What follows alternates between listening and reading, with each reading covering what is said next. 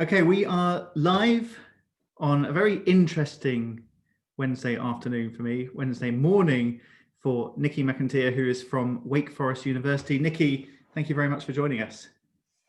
Thank you, Jason. So nice to be able to talk to you, even though I'm sure we're running on low sleep, but that's all right. I think we're both running on low sleep, and I'm not sure how many people will be tuning in live because I think everyone's got something more exciting perhaps that they're watching. And when I scheduled this originally, because we always do it on Wednesday afternoons, it only occurred to me afterwards that I was scheduling it potentially in the middle of an election that is still going on, and lo and behold, it is still happening. So Nikki, we'll maybe touch on the fact that you are currently in North Carolina, which has not yet been called. But first of all, do you want to tell everyone who you are and what you do for Wake Forest? Sure, I'd be happy to. So my name is Niki McInteer. I am an Associate Dean of Admissions at Wake Forest. I oversee most of our international stuff at Wake Forest for the admissions office. So whether that's traveling or reading review or reading applications or speaking to families, that's kind of in my purview. And I also work with domestic students as well. I've been in the office for 6 years. This is my sixth admission cycle, and I came back to Wake Forest after having attended Wake Forest as a student. So I majored in German and education and international studies. So it kind of leans into my current career choice, but the German piece sometimes misses out a little bit. But yes, so I worked at Wake Forest. I went to Wake Forest a long time ago and came back to work at Wake Forest. Great. Well, I don't think many people end up going and specializing in jobs and what they actually studied at university. Fair. Which is obviously one of the great things about liberal arts, and maybe we can talk a bit about that and the fact that students generally, when they go to America, get to study lots of different things and get at least a bit more time than they might do in the UK or Europe to decide what they want to specialize in.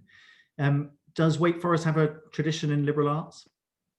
Absolutely. I mean, that's one of our strongest commitments is to the liberal arts, and our foundation is in the liberal arts. And so students, when they come to Wake Forest, they can expect to take lots of different classes, and we have these kind of different categories of divisional credits that students have to take in order to graduate. So students will have to be pushed out of their comfort zone a little bit. And so even a physics major is going to have to take a literature class, and even a music major is going to have to take a math or natural science. And we like that. We think that that's a good thing, and that it's good to see connections that might not be apparent, and how students can bring their own kind of interest into different classrooms. And I remember once I actually, before I moved over to admissions, I came back to teach at Wake Forest. I taught German literature. And I was teaching a play, and it was on kind of the ethics of the atomic bomb. And it was a really interesting German play. And I had a biophysics major in there, and he brought a totally different viewpoint to that play because he was able to see it from a lens of science that I really couldn't see because I had been, studying German and languages and literature. And so that was one thing that I thought was really interesting when I taught that class, is to have that science major in my German literature class and the viewpoints he brought. And that's kind of very typical at Wake Forest. So we definitely have these requirements that students have to take. We encourage it. And to that end, students actually don't declare their major until their second year. So, if a student's undecided, we don't see that as a negative thing or not having direction. We see that as a very open-minded viewpoint, and we think that that's a good thing because students then have that time to nurture their interests and to figure out their academic passions, and also how that passion will serve them for their future and their career. So, yes, the liberal arts, we talk a lot about that at Wake Forest. We actually add an adjective in front of it. We call it the engaged liberal arts at Wake Forest. So, that's faculty engagement, that's student engagement, that's student research. So there's a lot there, but I think Wake Forest, that's one thing that we do very well, is liberal arts and engaging the liberal arts and making it a really good choice for students to start their foundations for their careers. Interesting. And I like what you said about encouraging students to be undecided and think about wider opportunities and think about what they want to study. Because I think particularly British students that we see a lot are kind of in the mindset of specializing quite young, especially if they're doing A-levels. And it can be a bit difficult sometimes to get out of that mindset and and think, well, actually, I'm just going to university and I'm going to work out what I want to do there. And some of them have got this fear that, well, I haven't done maths for a while, so how would I possibly cope with a maths class at university? How would you kind of allay their fears if they're worried about that sort of thing?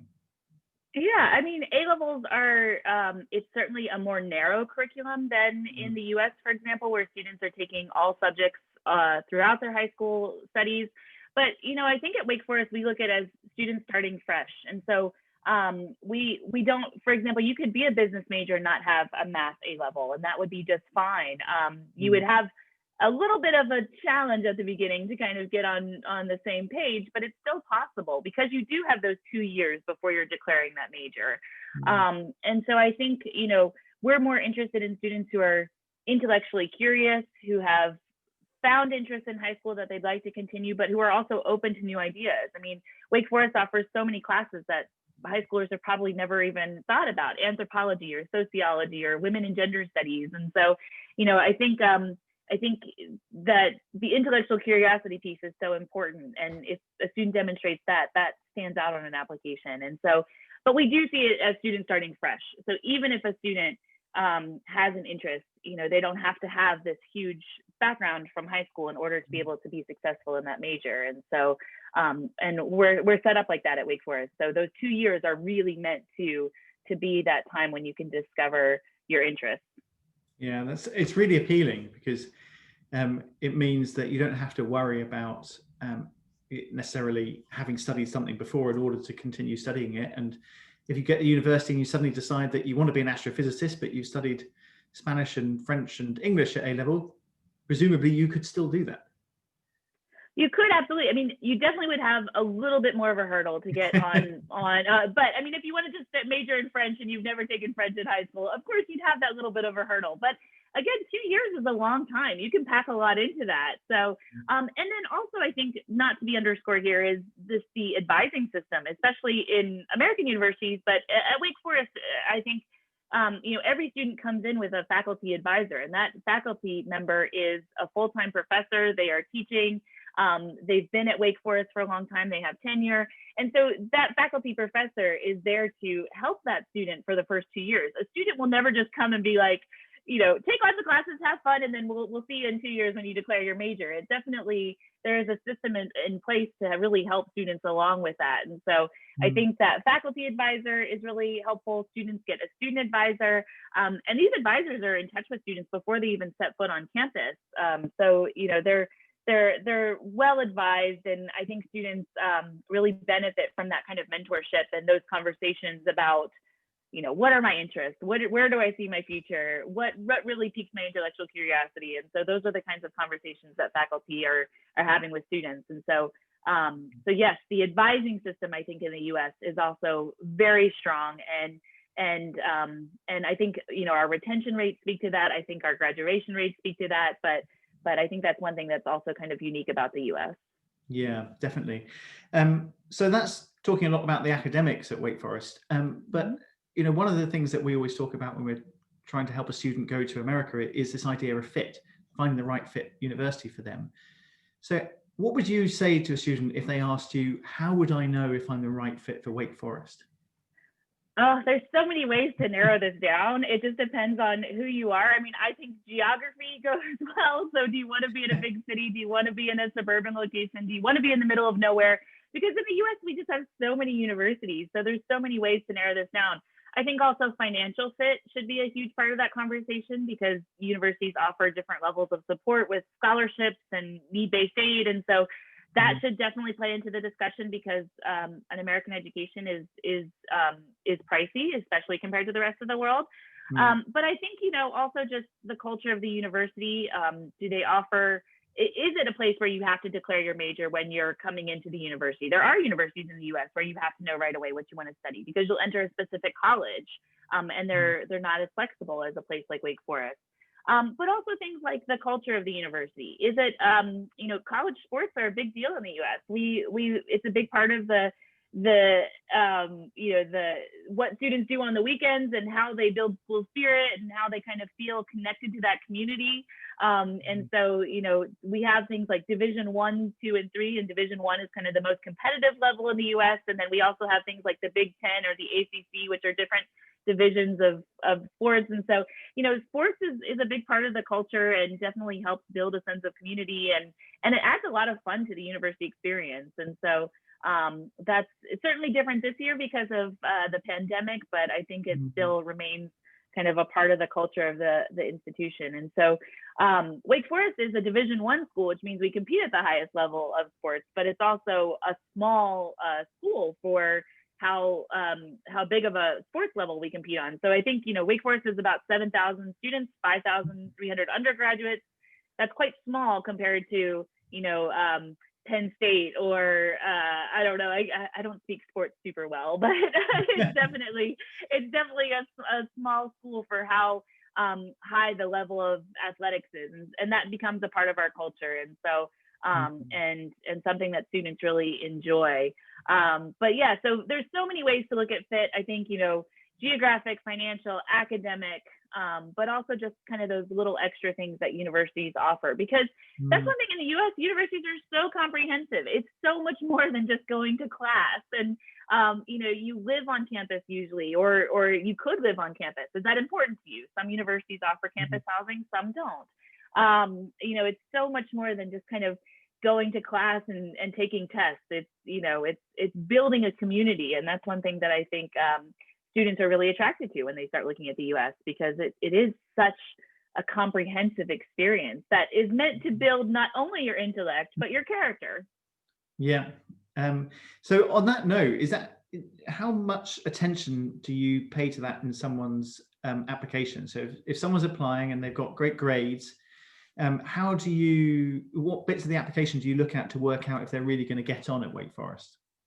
Oh, that's a great question. And I think, our questions in our application reflect what we're looking for in students. I mean, one of our questions is, what community have you participated in your local community or your local high school, and how will you bring that to Wake Forest, or how will you bring that energy to Wake Forest? And so it's all about just community building and participating in a collective. And so that's important to us. And our motto is Pro Humanitate. So it means for the good of humanity. For those of you who don't know Latin, it means for the good of humanity. So I think, we're looking for those students who are extremely bright and want to be in that intellectual community, but also are eager to,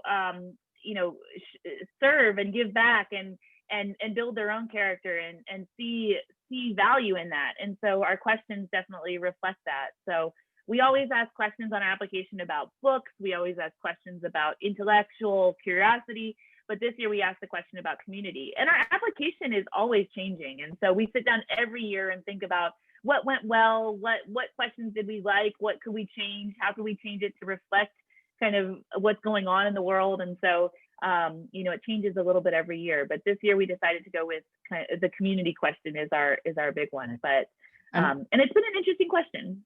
Are you able to kind of share a rough idea of what a good answer? I'm not trying to get the perfect answer, but or what sort of things would be red flags for you in an essay? Let's put it that way.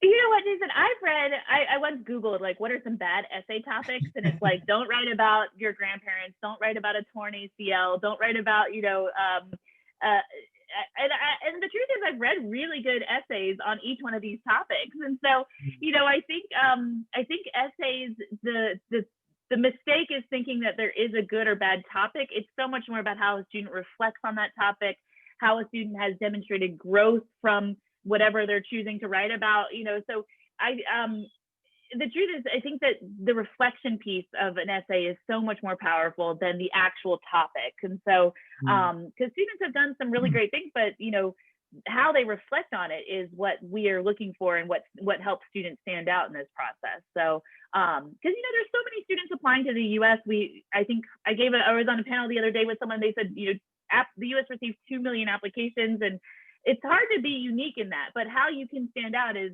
by reflecting on what you've learned and how you've grown And that's what's interesting to admissions officers. And so I hesitate to say that there's like a good way to answer a question or a bad way, because it just is so unique to that student. And that's what makes my job interesting and what keeps us up reading applications late into the night. So I suppose a bad essay, if you like, is one that doesn't really reflect what the student is like. It doesn't tell you anything that you really want to know about the student. Or it spends too much time describing something instead of kind of reflecting on it. So a lot of students will write an essay and then at the end say, "Oh, I learned so much about this," and I was like, "That's what I want to know, not the actual thing." And so, so the actual, I think students feel a lot of pressure to have unique experience or exceptional experiences, and I don't think that's necessary. I think there can be a lot that can be learned from everyday things, or things that, if you just dig a little deeper about why you're interested in something, I think that can be a really powerful subject for an essay in that reflection. But absolutely, bad essay is one that just kind of tells us instead of reflecting on something. Yeah. And so, but this is, it's a hard piece of writing, and it's its own genre and requires a lot of thought, and it's totally different than what most students are encouraged to write in school. And so it's difficult, and we know that.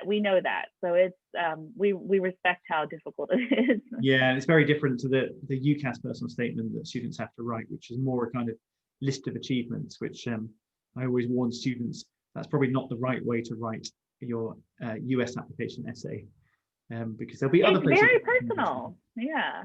It's very personal. So it's and like we're asking students to be vulnerable in this process, and that's not easy. Yeah. No, it's not easy, especially at that age. So you were talking about the community at Wake Forest, and it's a relatively small campus or small cohort of students. And but you said it's got really strong community because of the sports there. So would you expect students to get involved? Obviously not all playing because it's Division 1, but would you expect all students to end up watching their local team regularly and interacting with people that way? I mean, I think it's a really fun part of the college experience. I think it's really, like I said, it does make you feel proud. I mean, Wake Forest has an awesome soccer team. I think we're ranked right now second in the country. Sorry, football, but we do have an awesome soccer team.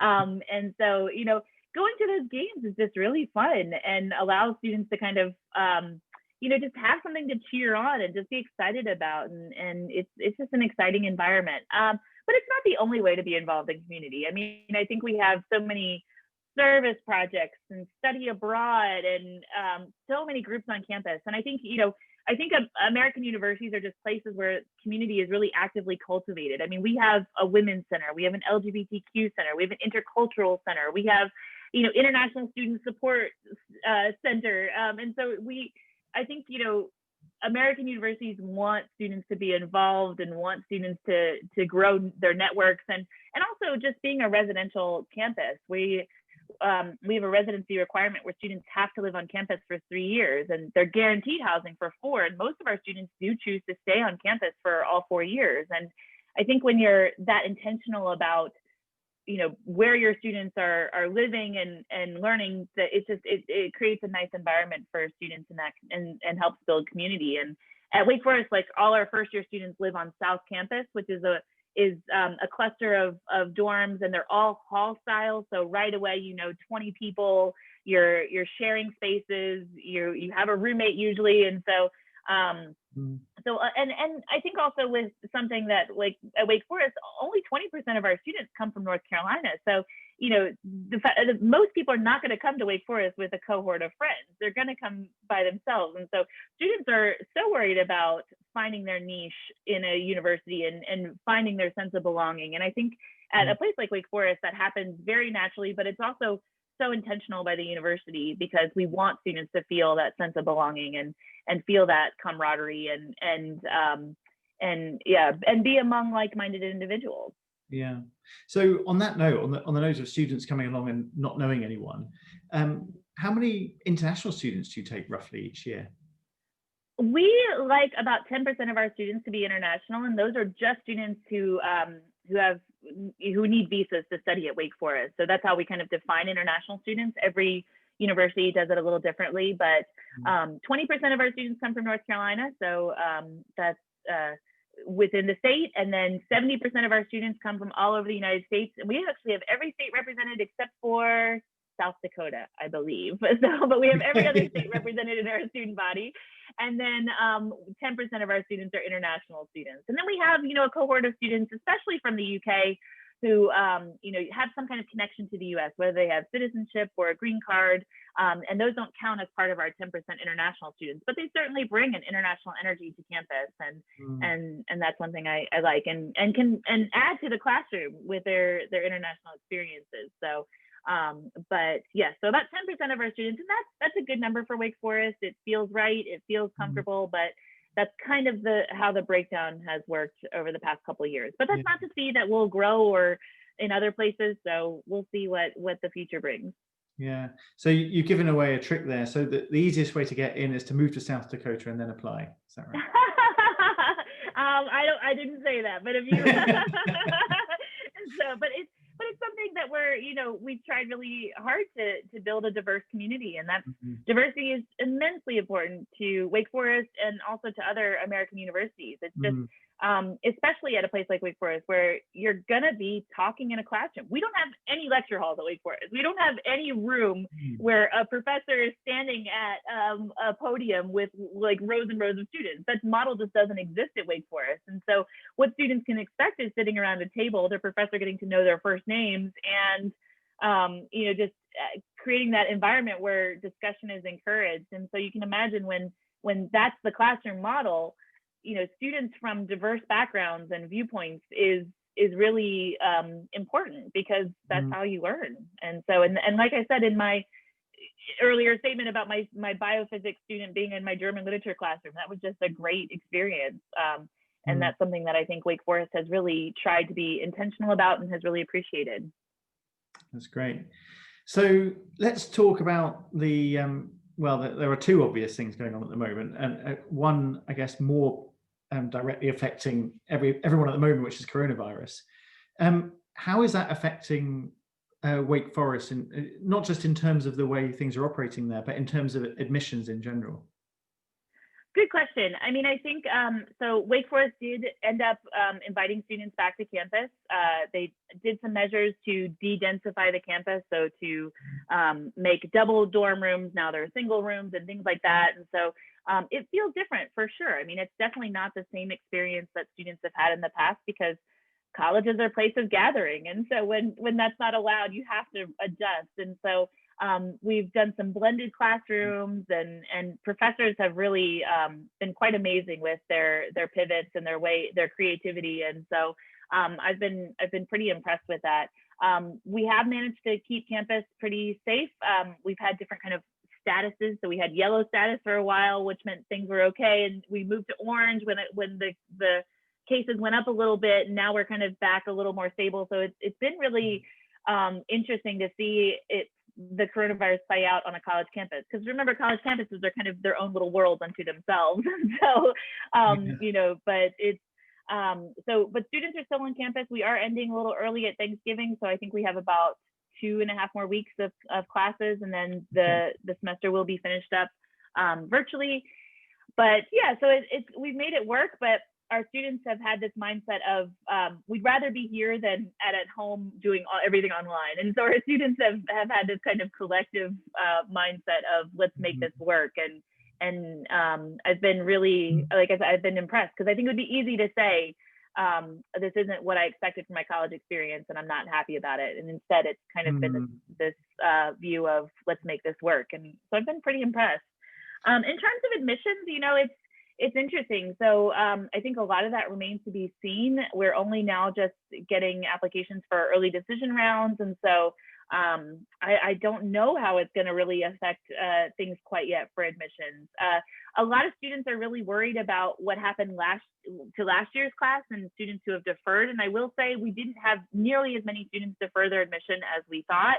I think most students were eager to still get on with their studies. And I think also gap year plans kind of fell through. So I think students were happy to get started with their studies instead of defer. So, with students, I always encourage them, don't look too much at these big picture things, because it's this like rabbit hole of frustration and just of things that you can't control. And so what students can control is a really great essay, is studying extra hard for that test. Those are things that students can control. And so when you start thinking about these larger things that they have no control over, it gets to be overwhelming. And I would hate for a student to go down that path. And so instead, focus on that essay, focus on that test. But I think it will change. I think students will want to create more options for themselves. I think, regular decision might be more popular this year, but it remains to be seen a little bit. Okay, so that's interesting. So there weren't a huge number of people deferring, and therefore you wouldn't expect this year to be any more difficult than normal years to get in. I don't think so. I mean, I think it's, I think universities are still going to focus on students who are a good fit for them academically and, extracurricularly. I think universities are still going to look for those great students, but I don't think it's become, much more difficult to get in. I really don't. And I think that most university partners I've talked to have said the same thing, that students did not defer in huge numbers. Because like I said, I think it'd be easy to say, well, this isn't going to look exactly what I expect, I'm just going to defer. And we didn't see that happening. So again, students shouldn't worry too much about that. Okay, that's good to hear. And obviously there were, across most universities, there have been many changes for the students currently in their senior year, their last year of high school, applying. So many places have gone test optional, for instance, or changed their regular or early decision dates. What sort of changes have been implemented at Wake Forest? I'm happy to say not many. So, I mean, well, it's because we've been test optional for 12 years. We went test optional in 2008. And so for us, it has always been very natural to not rely on the test as kind of a sole indicator of a student's viability at that university. And so for us, not much has changed, to be honest. We did shorten our supplemental questions just a little bit, because we thought, one thing that used to really attract students to Wake Forest was our test optional policy. And so we did shorten the supplement just a little bit, but we still have a mandatory supplement. And we're trying to get at students' character and personality and intellect through that supplement. So, so we haven't changed too much, to be honest. So we have other universities calling us to say, how does this test optional review work? You guys have been doing it for 12 years. And so those have been interesting conversations, because there are so many universities who are kind of forced into this test optional policy, whereas Wake Forest adopted it 12 years ago after having heeded the advice of one of our sociology professors who did research about what predicts success for high school students in college, and how you can recognize a successful student from high school and whether that success will translate to college. And so, so not much has changed, to be honest, at Wake Forest. Okay, and I mean, this is the question that we get asked all the time about test optional places, which is, how do you know when you should submit a test or not? Is there an easy answer? So one of my colleagues actually has a great answer to this, and you're going to think it's a joke, but I swear it's really true. He always says, use your eyebrows. If you get your test score and your eyebrows go up and you think, wow, I got a great score, then you should absolutely submit your score. I don't have very expressive eyebrows. I wish I did for this example, but I just don't. And then, if your eyebrows go down and you think, oh, I'm so much smarter than this, this test just doesn't represent all the hard work I put into it, then you should not submit your score. And so I hesitate to think of like a good score or a bad score, and trying to kind of fit into that, to those two paradigms. I would instead think, is this a score that represents me well? Is this something I worked hard for? Is this something that I want to be included in my application? And we do not make any negative assumptions if a student does not submit a test score. So we don't think like, oh, the test score must be awful. That's not the way we think about it. We think about it as the student just saw other things in their application as more important than a test score. So if a student is proud of their test score, if they've worked hard, if they think it demonstrates something about them or says something about them, then they should absolutely submit it, because that should become a part of our review. But if they think it just doesn't represent them well, then they should not submit it. So, I mean, a test score says one thing about that student, and we try and look at several things about that student. It's like putting together a giant puzzle, and the test score is just one piece of that. So it's really up to the student. Okay, that's a good tip. I like the eyebrow tip. I'm worried now that sometimes I'm worried that now I sometimes raise my eyebrows at very low scores, but I have to try and do it the other way around.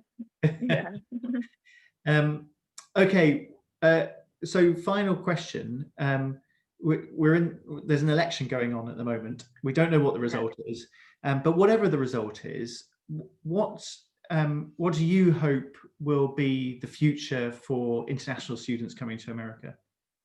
I mean, I still hope international students see the U.S. as a place of diversity, as a place of excellent options for higher education, as a place of flexibility, as a place of growth. I mean, I think that will not change. I think the U.S. has amazing options for all students, especially international students. And I think that diversity here is really cultivated and I think appreciated in ways that might go under the radar a little bit sometimes, especially at universities.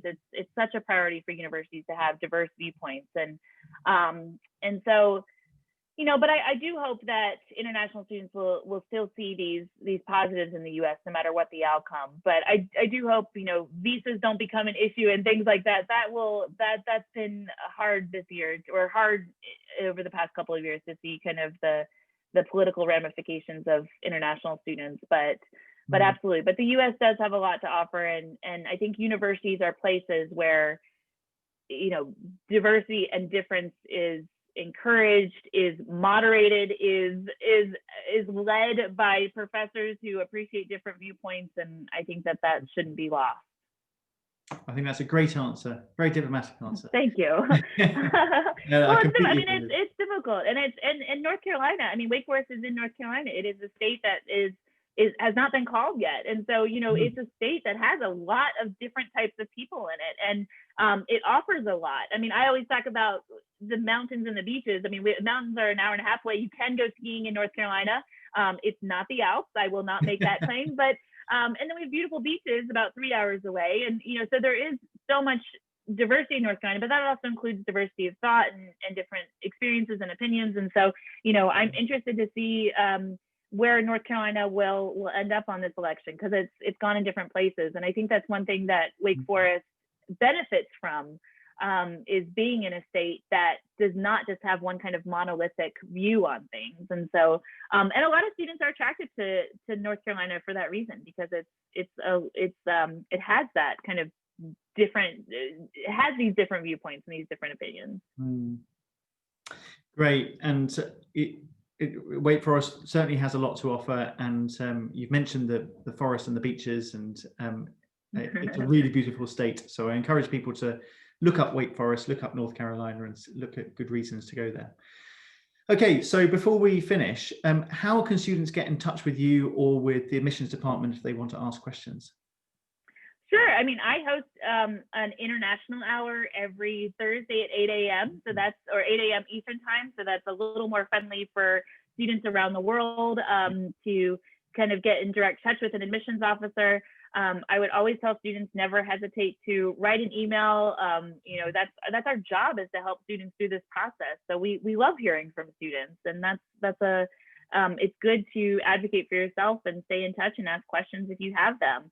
And so, you know, just the website, we have a contact page where it's all our admissions officers. And so, but my international hour at 8 a.m. it's usually just a conversation of students asking their questions. It's not really a formal presentation. It's just kind of like this, actually, just a little bit of a chat.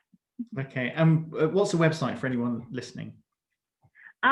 It's you can all find it on admissions.wfu.edu. So that's all there. And then there's, like, under Connect, I believe, is our listing of live information sessions. Okay, brilliant. Well, Nikki, it's been wonderful talking to you. We can now leave and get back to watching the results in North Carolina to see if anything has changed. Let's see. I'm hoping it'll be called soon. It'll be interesting either way. Yeah, and then we can get some sleep. But I will end the broadcast here, but then we can keep chatting afterwards. Sure. Thank you.